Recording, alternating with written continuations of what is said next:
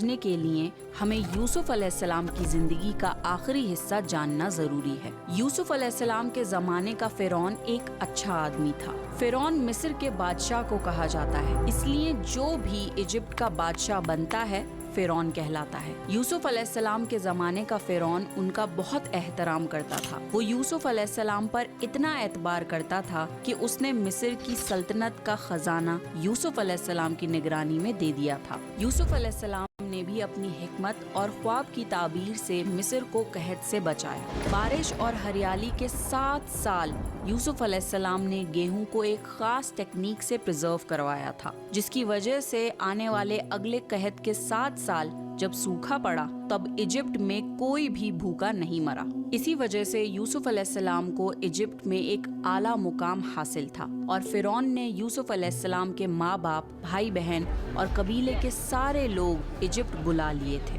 بنی اسرائیل یعنی یعقوب علیہ السلام کی اولاد مائیگریٹ کر کے ایجپٹ آ گئے تھے، اور یوسف علیہ السلام کے زمانے میں انہوں نے شاہی زندگی گزاری۔ لیکن یوسف علیہ السلام کی موت کے بعد اس فرعون کی بھی موت ہو گئی، اور جب دوسرا فرعون بادشاہ بنا تو اس نے بنی اسرائیل پر ظلم کرنا شروع کر دیا۔ پھر اس کی موت کے بعد ایک اور فرعون آیا جو کہ اب تک کا سب سے بدتر فرعون تھا۔ دنیا کی ہسٹری میں فرعون جیسا بدترین بادشاہ نہ کبھی آیا ہے اور نہ کبھی آ پائے گا۔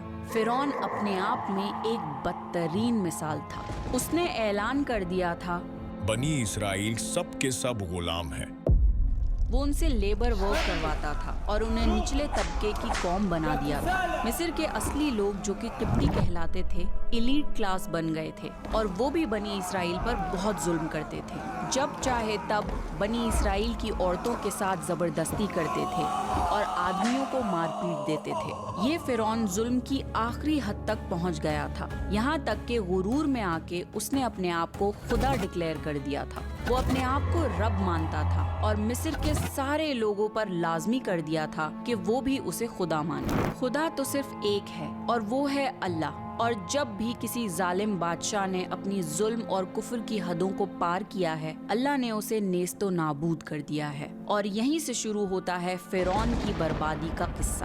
ایک رات فرعون نے خواب دیکھا کہ بیت المقدس سے آگ نکلی اور مصر کے سارے لوگوں کو جلا دیا۔ سب تباہ ہو گیا، لیکن بنی اسرائیل کے کسی گھر کو آگ نہیں لگی اور وہ سب آگ سے محفوظ رہ گئے۔ فرعون یہ خواب دیکھ کر حیران ہوا اور اس نے اس خواب کی تعبیر کے لیے کاہنوں کو بلایا۔ خواب کی تعبیر کرنے والے ان ایکسپرٹس نے اس کا یہ مطلب نکالا، بنی اسرائیل میں ایک لڑکا پیدا ہوگا جو مصر کے لیے تباہی بنے گا۔ یہ سن کر فرعون ڈر گیا اور اس نے ایک حکم جاری کیا، بنی اسرائیل میں جو بھی لڑکا پیدا ہو اسے قتل کر دیا جائے اور لڑکیوں کو چھوڑ دیا جائے، یعنی بنی اسرائیل کی پوری نسل ختم کرنے کا پلان۔ مصر میں ہر دائی یعنی ڈیلیوری کرنے والی عورت کی ڈیوٹی لگا دی گئی تھی کہ اگر بنی اسرائیل میں سے کوئی عورت پریگننٹ ہو تو اس کی اطلاع فرعون کی فوج کو دی جائے، اور اگر وہ دائی ایسا نہ کرے تو اس کو بھی قتل کر دیا جائے گا۔ اس طرح بنی اسرائیل کی ہر پریگننٹ عورت پر نگرانی رکھی جانے لگی، اور جیسے ہی کسی کے گھر لڑکا پیدا ہوتا فرعون کی فوج اسی وقت اس لڑکے کو قتل کر دیتی تھی۔ ہزاروں